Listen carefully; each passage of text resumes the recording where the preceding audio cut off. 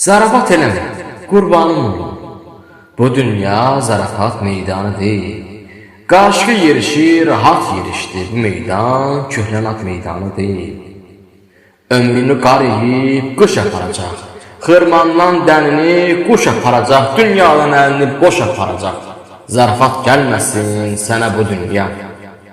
Ürəyə çəkilən dağdır, düyündür. Hər gün xırdalanan ömürdür, gündür. Gör bu dəyirmanda kimləri yündü. Zarafat gəlməsin sənə bu dünya. Salam, salam, salam, salam, salam. 5 dəfə salam. Təsadüfi deyil, 5 dəfə salam verməyimizin səbəbi bugün 5-ci podkastımızın efirəyə getməkdir.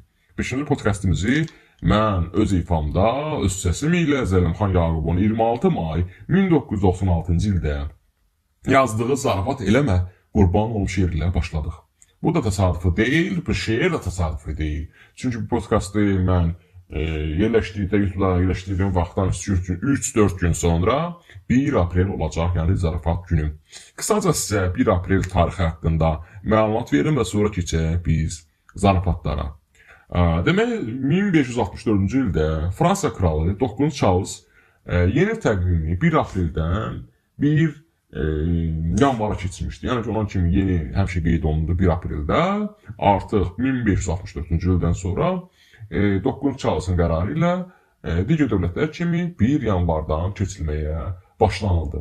O dövrdə internet olmadığı üçün, Twitter, Facebook olmadığı üçün, hamı bir-birinə WhatsApp-da yaza bilmədiyi üçün məlumatlar nisbətən gec gəlirdi. Xüsusən dağ və dağətəyi və uzqa kəndlərdə yaşayanlara üçün.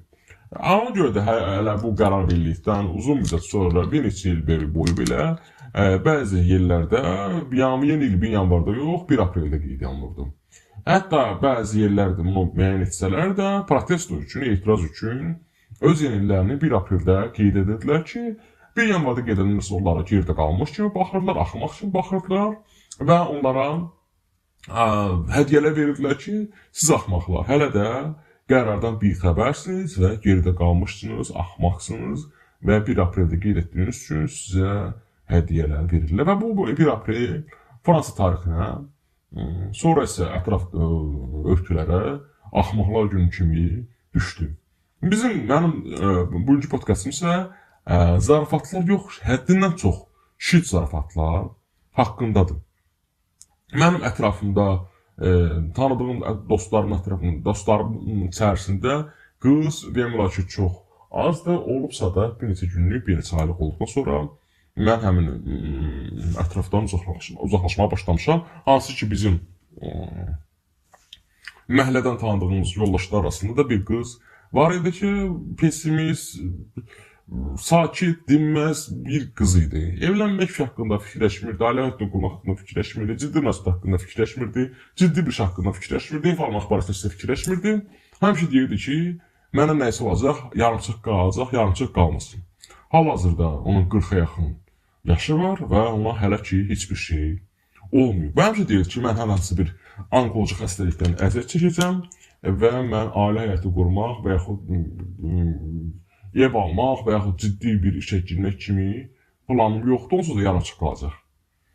Bunun ötürü o uzun müddət müalicə alsa da, ona heç bir faydası olmurdu və dostları, psixoloji dəstək, ailəsi tərəfindən dəstək olsa da, bu onda sağalmaz bir xəstəlik kimi qalmışdı. Bir məclisdə oturduğumuzda yenə başladı öz haqqında danışmağa, mən xəstələnəcəm, mən öləcəm, nə bilim, falan olacaq, falan olacaq, falan olacaq. Orqanlarımı bağışlayacağım digər insanlara, filan. Dedim, mənə də bir orqanı verə bilərsən. O da bildi ki, yenə mən nəsə bir şit zarafat edəcəm. O mənə xəs etmə bələd idi. Bir balaca başını əyərək, biraz gözünü qoyaraq, dedi, Tuğrul, nə istəyirsən? Dedim ki, məmələrini. Çünki artıq bu, sənin 40-a yaxın yaşın var. Məmələrin də kimi oğluna dəyməyib, həqiqətən o məmələrə, o gözəl məmələrə mənim heyfim gəlirdi ki, indiki heç bir oğlana icazə vermişim, ona toxunsun. Və belə ölməyi mənim üçün həqiqətən çox pis təsir edərdi. Və mən ondan məmələrini verməyini xahiş etdim. O isə söz verdi ki, mənə öləndə mütləq şəkildə məmələrimi sənə vəsiyyət edəcəyəm. Buradan əgər məni dinləyirsə, vəsiyyətini reallaşdırmağını, unutmamağını ondan xahiş edirəm. İkinci bir şit zarafatım isə mənim Paşa adlı bir iş yoldaşım var. Onun barəsindədir. Onun barəsində çox şit zarafat etmişəm, amma onlardan yəqin ki birini ya da ikisini danışaram hal-hazırda. Paşa əslində çox ciddi bir insandır, yaşca mənə böyükdür, hörmətli bir insandır, ağır bir insandır. İnanmıram ki, məndən başqa kimsə onunla bu tip şit zarafatlar edə bilər və o dəxi inanmıram ki, mənim xətrim həqiqətən çox istəyir. İnanmıram ki də məndən başqa ona kimsə belə şit zarafatlar etsə, o buna səbir edə bilər. Demək, bunun pandemiya dövründə müxtəlif ictimai yerləşikliyə çəkmək cəzası, maskadan istifadə etmək, qoruyucu maskadan istifadə etmək cəzaları var idi və biz ölkədən çıxmaq barəsində qərar vermişdik ki, istirahətə gedək. O isə baxırdı ki, məndə müəyyən qədər cərimələr var, bu cərimələr 700-800 manatdır, Maykovazına baxmış səfərimizə və baxdıqdan sonra dedi ki, hələ silinməyib, silinməyəcək, görəsən. Dedi ki, doğru, bir dənə zəhmət olmasa, at səninkinə də baxam. Yeri gəlmişdi. At səninkinə də baxaq, yeri gəlmişdi və mən o zarafatı etdim. Təəssüf ki, etdim və salvarımın zamokunu açaraq dedim, bax. O isə əlbəttə ki, əsəbləşdi, bunu nəzərə tutmadığını dedi, amma artıq gec idi. Mən yeri gəlmişdi və bunu özüm saxlaya bilmədən bu zarafatı ona etdim. Paşa təbii ki, müəyyən müddət mənə danışmadı, ondan sonra yenidən mənimlə barışdı. Bunun ikinci zarafatım isə Paşa bir Ponzi ilə, bir piramida ilə məşğul olmaq qərarına gəlmişdi. Bu həqiqətən yaxşı fikir olmadığını bildirsəm də, o dedi ki, yox, belə bir şey realdır. Ən azından dedi ki, ilk qoşulanlar həmişə qazanır. Və mənə dedi ki, Tapazda Tapaz saytı var idi, indi də var. Tapaz elanlar saytı var idi. Dedi ki, burada elan verək. Dedim, əslində bu illegal olduğu üçün qəbul olmayacaq, amma təkrar dedi ki, inatkarlıqla, buna elan verək. Dedim, yaxşı, elan verək. Hərdəsə yeni il ərəfəsi idi, dekabr ayının ortaları idi, 15-16-sı belə. Dedim, verək və həmin vaxtda bilirdim ki, bu Ponzi'dən, bu piramidadan mən elan versəm, belə elan qəbul olmayacaq və onun üçün də mən ona daha bir zarafat etmək qərarına gəldim və hinduşka paylaşaraq bu həmin Paşa qardaşımın hinduşka satdığını elanını verdim. Bu isə fikirləşirdi ki, mən elan verdim bunun Ponzi'si, bunun piramidası haqqında. Çünki Tapazda mobil qeydət nömrəsinə qeydətdən keçdiyi mobil nömrəyə SMS gedir və SMS-lə təsdiq etməlisən həmin elanı. Mən də vaxt keçdikdən sonra elan qəbul olundu, axşam vaxtın biz bir yerdə işləyirik. Buna arıca zəhlə gəlirdi, hinduşka var qardaş, hinduşka var qardaş, hinduşka var qardaş. Bu artıq tənqi gəlmişdi, bezmişdi bu zarafatdan həqiqətən. Amma fikirləşmədi ki, mən bunu elanı belə verərəm. Mənə soruşdu, dedim, yəqin nəsə qarışıq düşüb və sən elanın hansısa bir başqa elana qarışıq düşüb və ona görə sənə zəng edirlər. Bu isə hər gələn zəngi açırdı və ona cavab verirdi. Bir də zəngdən sonra ümumiyyətlə zəngləri açmamağa və telefonunu söndürməyə qərarına gəldi. Bir xanım zənglədi. Xanım hissi oldu ki, orta yaşlı bir qadın idi. Dedi ki, salam qardaş, dedi ki, bu Paşadır ki, əleykum salam, dedi ki, hinduşka qalıbdır ki, hinduşka satmıram mən. Bu xanım da elə fikirləşdi ki, mən hinduşkanın qiymətini cəmi 10 manata qoymuşdum, 10 manat əlbəttə ki, hinduşka yoxdur. Və qadın da fikirləşdi ki, bu qiyməti qaldırmaq üçün bildirir. Dedi ki, qardaş, üzr istəyirəm, sizin adınız Paşadır, deyir, bəli. Dedi, familiyanız Hətimovdur, deyir ki, bəli, Hətimovdur. Ata adınız filankəsdir, deyir ki, bəli, filankəsdir. Ver mənim hündüşkamı verdi. Qiymət qaldırmaq istəyirsə, problem yoxdur. Mənim amma hündüşkamı ver, mənim hündüşkamı, sənə arxandan olub, mən evə gəlmişəm. Bundan sonra Paşa bezdi və qərar verdi ki, telefonu söndürsün. Səhərsi gün mən Paşa hər şeyi etiraf elədim və artıq elanı saytdan çıxartmışdım və xahiş elədim ki, məni bağışlasın. Bu, bir-iki gün çəkdi, yeni il ərəfəsində biz yenidən barışmaq qərarına gəldik. Daha bir zarafat isə mənə qarşı edilən bir zarafat idi. Mənim gözəl göçək xalam, Həlimə xalam, doğma xalam, mən ona bənzəyirəm və hərdən fikirləşirəm ki, mənim anam yox, o dünyaya gətirib. Çünki mən uşaq vaxtı müəyyən müddətdə o baxıb, üz quruşumuz daha çox mənim xalama oxşayıram. Bu mənim övladım olduqda, övladım üzr istəyirəm sizdən, bir qədər tez doğulmuşdu və sarılıq xəstəliyindən doğulmuşdu. Bunu küvəzə qoydular. Müəyyən müddət qaldığından sonra həyat riski vardı. Həyat riskindən əlavə də onun ola bilər ki, əqli və yaxud digər bir qüsuru olsun.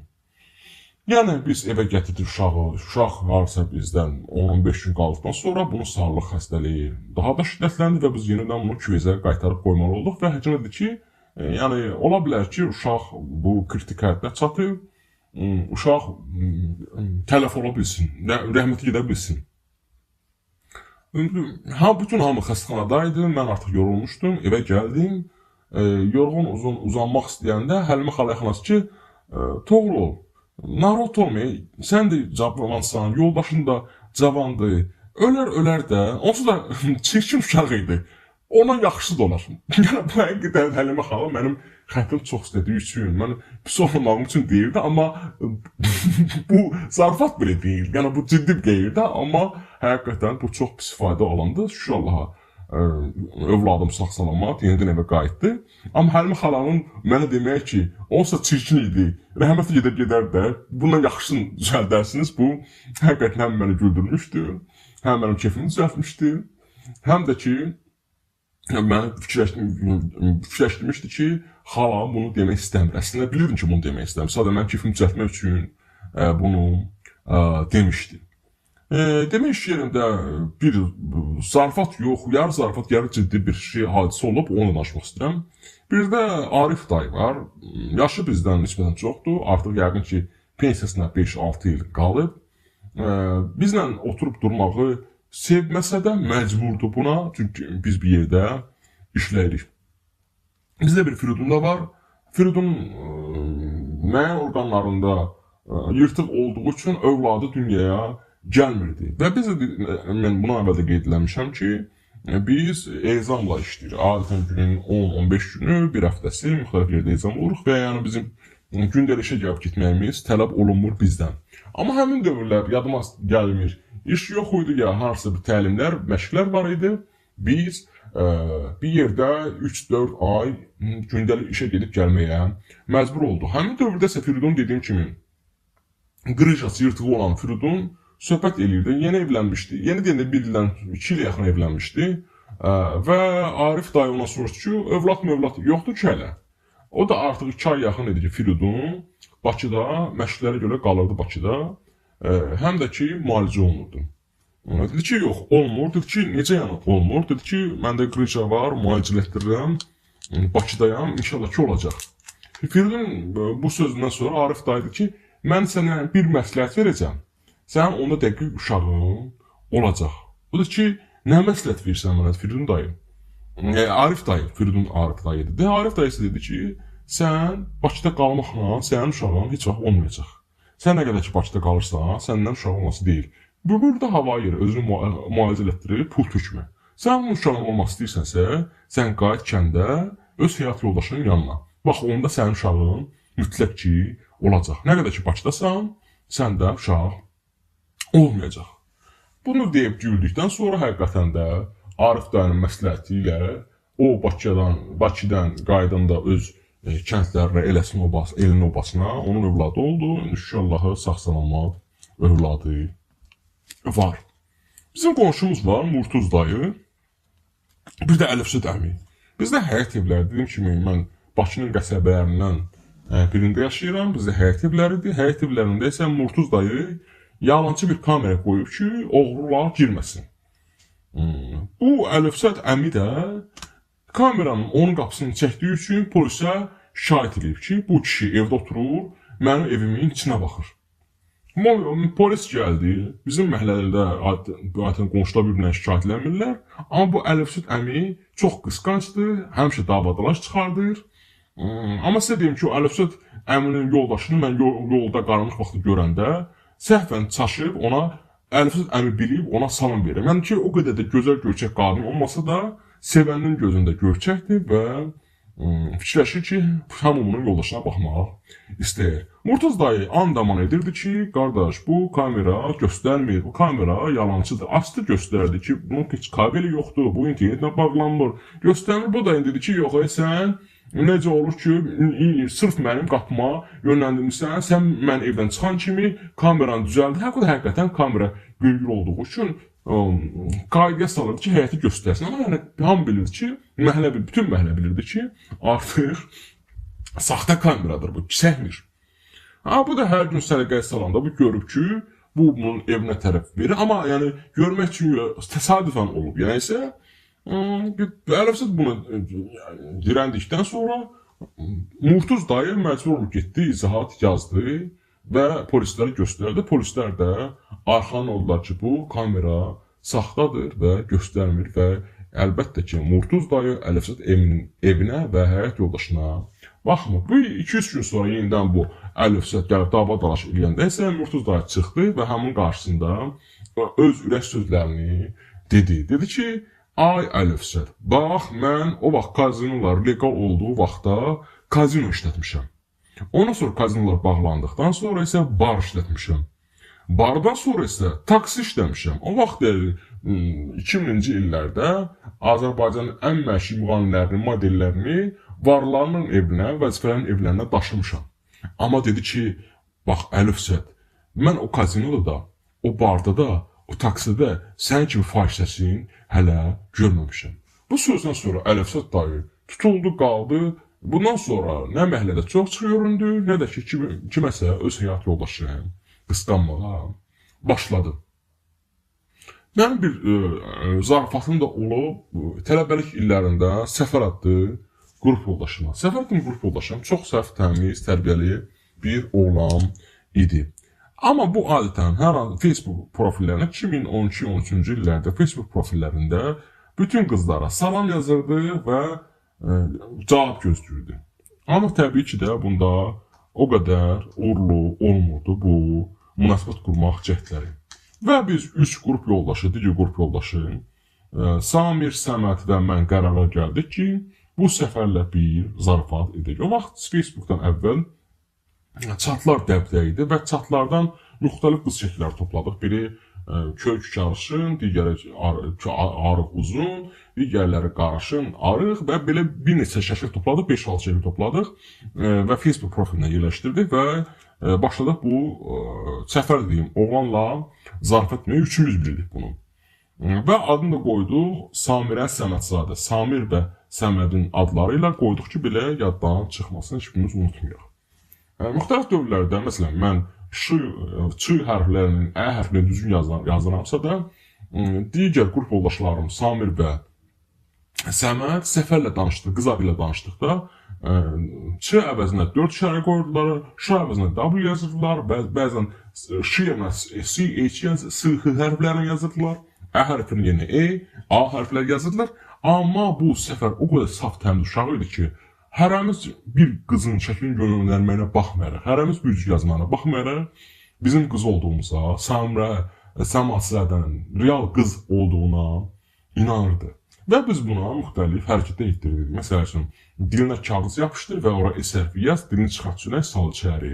Və yaxud o səfər dediyim olan biraz arıq, amma sinəsi tükülü olan idi. Məsələn, sinənin tükünü S hərfində qırxaraq, şəkil çək, at. Məsələn, jim elə şəklini çək, at və müxtəlif buna təklif edirdi və zarafatlar edirdik. Amma müəyyən müddətdən sonra artıq biz bezdik bu səfərlə zarafat etməkdən və qərara gəldi ki, daha yığışdıraq.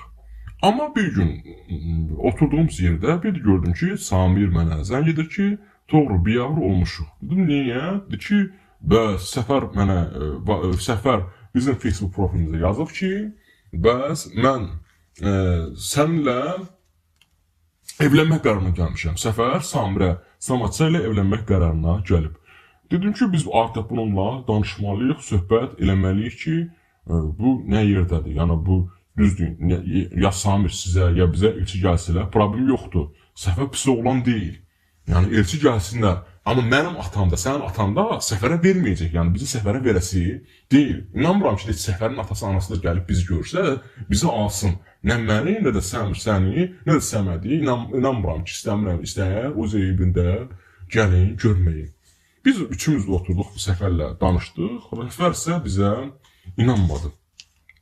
Dedi ki, yox, siz zarafat edirsiniz, siz əsəbləşdirmək üçün edirsiniz, siz bu Samirənlə məndən sonra tanış olmuşsunuz, məni ondan ayırırsınız, belə-belə danışdı, bizə inanmadı.